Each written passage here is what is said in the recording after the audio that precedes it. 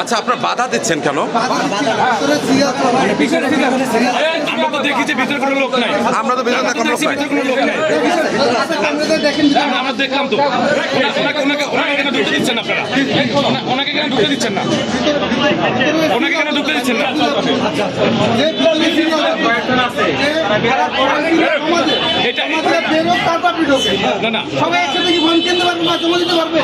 ভিতরে পর্যাপ্ত জায়গা আছে, আমরা দেখেছি ভিতরে পর্যাপ্ত জায়গা আছে। আপনারা কেন ওনাকে ঢুকতে দিচ্ছেন না?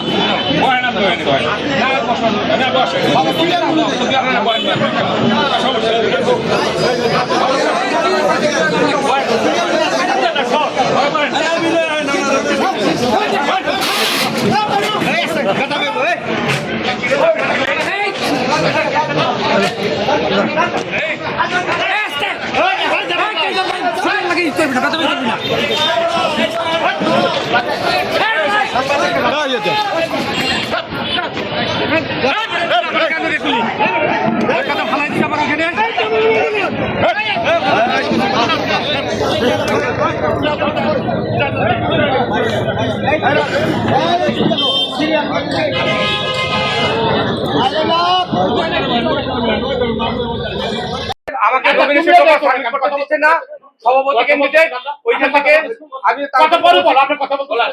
হ্যাঁ আমাকে দিচ্ছে না। মূলত এই উদ্দেশ্যে আমাকে এখানে ওনাদেরকে সম্মান করে ওনাদের সাথে একত্র রাজনীতি করছি।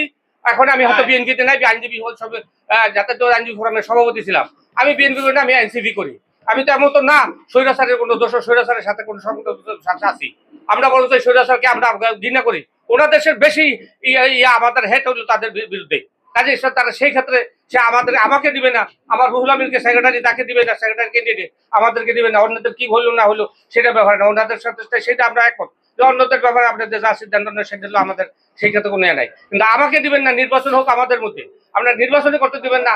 আপনারা 15 জনের 15টা ফর্ম নেবেন, আমাকে ঢুকতে দিচ্ছে না। এই যে আমাদের কিছু সংখ্যক কয়েকজন আইনজীবী আছে, খুব আপনি সম্মানিত লোক এই কথা কয়ে যে আমাদের জবর ভাই লগে এই যে ভাইয়ের সাথে সবসময় রুহুল আমিন ভাইয়ের সাথে একসাথে রাজনীতি করছি, আজকে তার আমাকে ক্যান্ডিডেট করতে দিবে না।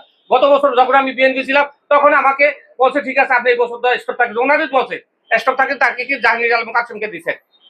আমি তো পিছনে কোন রাজনৈতিক নেতার পিছনে গিয়া করি নাই।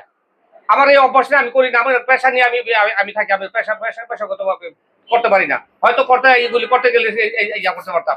আচ্ছা ওইখানে আমি গেছি, দীপু সাহেবের মেয়ে গেছে, সেখানে ওনার কথা সেখানে আমি বলেছি ঠিক আছে আমরা ক্যান্ডিডেট হই, তারপর আপনার যাবো। কিন্তু দুর্ভাগ্যবশত আমাকে ওনারা এই ভিতরে ঢুকতে দিচ্ছে না, ভিতরে ঢুকতে দিচ্ছে না। খুব সুন্দর ভদ্র ভাষা বলতেছে, আপনি থাকেন ভিতরে আসতেছে লোকজন আছে কি সুন্দর ভাবে। হ্যাঁ সবই তো ফেসিলিটি, আপনার ফেসিলিটি এখানে বলার অপেক্ষা রাখে না।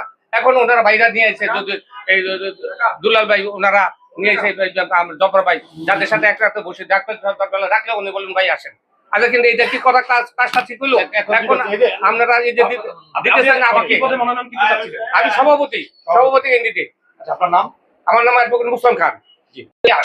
তারা কি করছে না করছে এটা আমি ওনাদের চেয়ে ভালো বুঝি, বিএনপি লোকজনের চেয়ে আমি ভালো বুঝি, ইতিহাস জানি।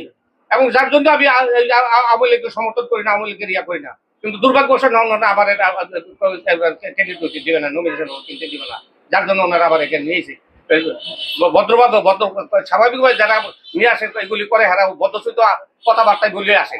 এই ভদ্রদের ছলনা পিছনে দেখি এটা তো আমরা সবাই আপনারা বোঝেন, আপনারা সাংবাদিকরা আমার চেয়ে আরো ভালো বোঝেন মানুষ কিভাবে আরেকজন প্রতিহত করতে হলে কি কৌশলে করে, সেই কৌশলগুলো ওনারা অ্যাপ্লাই করতেছে, আমাকে ঢুকতে দিচ্ছে না ওইখানে।